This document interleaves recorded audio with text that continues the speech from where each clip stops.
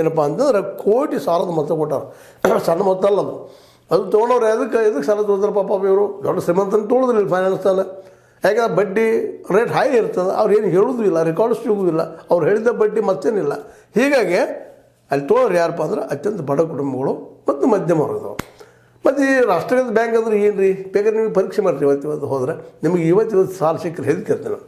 ಅವ್ರು ಕೊಲ್ಯಾಟ್ರಲ್ ಕೊಡಬೇಕು, ಮತ್ತೆ ರಿಸ್ಟ್ರಿಕ್ಷನ್ ಇದ್ದಾವೆ ಅವೆಲ್ಲ ಪೂರೈಸಬೇಕು. ಅದ್ರ ಮೇಲೆ ಅವರು ರಾಷ್ಟ್ರೀಕೃತ ಬ್ಯಾಂಕಿನ ಮ್ಯಾನೇಜರ್ ಆಗಿರ್ಬೋದು, ಅವರು ಅಲ್ಲಿ ಕೆಲಸಗಾರ ಆಗಿರ್ಬೋದು. ಎಂಥದ್ರಿ ಅವ್ರು ಸರಿಯಾಗಿ ಕನ್ನಡ ಮಾತಾಡೋಕೆ ಬರೋಂಗಿಲ್ಲ, ಹಿಂದಿಯಿಂದ ಮತ್ತೆಲ್ಲಿಂದ ಬಂದಂಥವ್ರು ಅವ್ರ ಜೊತೆ ಸರಿಯಾಗಿ ಕಮ್ಯುನಿಕೇಷನ್ ಆಗೋಂಗಿಲ್ಲ, ಬರೀ ಅಡ್ಡಾಡಿ ಸತ್ತು ಹೋಗ್ಬೇಕು ಸಾಲ ತೊಗೊಳೋರು. ಅಲ್ಲಿ ಈ ಬ್ಯಾಂಕ್ಗಳಿಂದ, ಈ ರಾಷ್ಟ್ರೀಕೃತ ಬ್ಯಾಂಕ್ಗಳಿಂದ ನಿಜವಾಗಿ ಈ ಸಾಲ ನಮ್ಮ ಎದಕ್ಕೆ ಸಾಲ ತೊಗೊತಾರಪ್ಪ ಅಂದ್ರೆ ಮಧ್ಯಮ ವರ್ಗ ಮತ್ತು ಕೆಲವರ್ಗದವರು ಮಕ್ಕಳ ಸಾಲಿ ಕೆಲಸಕ್ಕೆ, ಮದುವೆ ಮಾಡೋದಕ್ಕೆ, ಅದಕ್ಕೆ ಇದಕ್ಕೆ ಖರ್ಚಾಗ್ತಾವೆ. ವಿಶೇಷ ಉದ್ಯೋಗ ಮಾಡಬೇಕು, ತುರ್ತು ವೈದ್ಯಕೀಯ ಚಿಕಿತ್ಸೆ ಮಾಡ್ಕೋಬೇಕು. ಇವೊಮ್ಮೆ ಬೇಕಾಗಿ ಮಕ್ಕಳಿಗೆ ತಮ್ಮ ರೋಗಗಳಾಗ್ತಾವೆ. ಆ ರೋಗ ಆದಾಗ ಪಾಪ ಅಲ್ಲಿ ಸಾಲ ತೊಗೊಳ್ತಾರೆ. ಮತ್ತು ಜೊತೆಗೆ ಮಕ್ಕಳ ವಿದ್ಯಾಭ್ಯಾಸಕ್ಕೆ, ಮನೆ ನೀರು ಕಟ್ಟೋ ಸಲುವಾಗಿ, ಮದುವೆ ಅಂತ ಅಗತ್ಯ ಒಂದು ವಿಷಯಗಳಲ್ಲಿ ಮದುವೆಗೆ ಅದು ಈ ರಾಷ್ಟ್ರೀಕೃತ ಬ್ಯಾಂಕ್ ಸಾಲನೇ ಕೊಡೋದಿಲ್ಲ. ಎಜುಕೇಷನ್ಗೂ ಸಹಿತ ಅದು ಕೊಲ್ಯಾಟ್ರಲ್ ಕೊಟ್ಟು ಎಲ್ಲ ಗುದ್ದಾಡಿದಾಗ ಬ್ಯಾಂಕ್ ಮಾಡಿದ್ರೆ ಹ್ಞೂ ಅಂದಾಗ ಮತ್ತು ಎರಡು ಸಾಕ್ಷಿ ಕೊಟ್ಟಾಗ ಜಾಮೀನು ಕೊಟ್ಟಾಗ ಕೊಡೋರು ಸಾಲ. ಅಷ್ಟರೊಳಗೆ ಆ ಕಾಲೇಜ್ ಸ್ಟಾರ್ಟ್ ಆಗಿ ಬಂದು ಆಗಿರ್ತದೆ. ಆ ಮತ್ತು ಬೇರೆ ಪಾಸ್ಟಿಂಗ್ ಆಗಿದಾವೆ.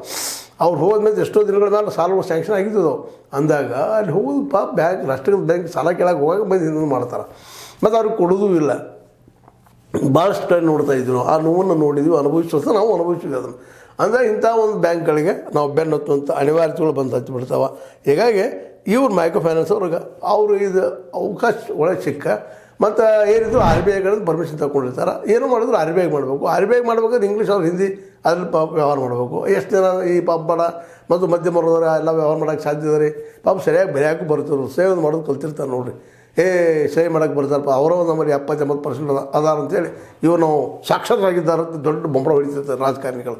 ಅವು ಓದಿರ್ತೀವಿಲ್ಲ, ನಮ್ಮಂಥವ್ರಿಗೆ ಕೆಲವೊಂದು ತಿಳಿದಿಲ್ಲ. ಟರ್ಮ್ಸ್ ಆ್ಯಂಡ್ ಕಂಡೀಷನ್ಸ್ ಏನು ಬರೆದಿರ್ತಾರೆ ಇಂಗ್ಲೀಷ್ ಒಳಗೆ ಮತ್ತು ಹಿಂದಿ ಒಳಗೆ. ದಕ್ಷಿಣ ಭಾರತದವ್ರಿಂದ ಹಿಂದಿ ಬರೋಂಗಿಲ್ಲ, ಇಂಗ್ಲೀಷು ಬರೋಂಗಿಲ್ಲ. ಮುಂದೆ ಅವ್ರು ಏನು ಹೇಳ್ತಾರೆ ಅದಕ್ಕೆ RBI ಆ್ಯಕ್ಷನ್ ತೊಗೊಳ್ತದಿಲ್ಲ ಅಂತಲ್ಲ. RBI ಕಂಪ್ಲೇಂಟ್ ಮಾಡೋರು ಯಾರು? ಮುಂದೆ RBI ಬಂದು ಅದು ನೋಡಿ ಮಾಡಿದ್ರೆ ಅವ್ರು ಸತ್ತು ಹೋಗ್ಬಿಟ್ಟಿರ್ತಾನೆ ಪಾಪ ನಡಕ್ಕೆ ಈ ಸಾಲ ತೊಗೊಂಡವು. ಆ ರೀತಿ ಅವ್ರ ಮೇಲೆ ಪ್ರೆಷರ್ ಹಾಕಿ ಒತ್ತಡ ಹಾಕಿ ಬಂದ. ಮತ್ತು ನೋಡ್ರಿ ಈಗ ಹೇಳಿ ನಿಮಗೆ 37,967 ಜನ ಉದ್ಯೋಗಿಗಳಿದಾರೆ. ಇವರ ವಸೂಲಿಗಾರನ ಇನ್ನೂ ಹೆಚ್ಚಾದ್ರೆ ಕಡಿಮೆ ಏನಿಲ್ಲ. ಇದು ರೆಕಾರ್ಡ್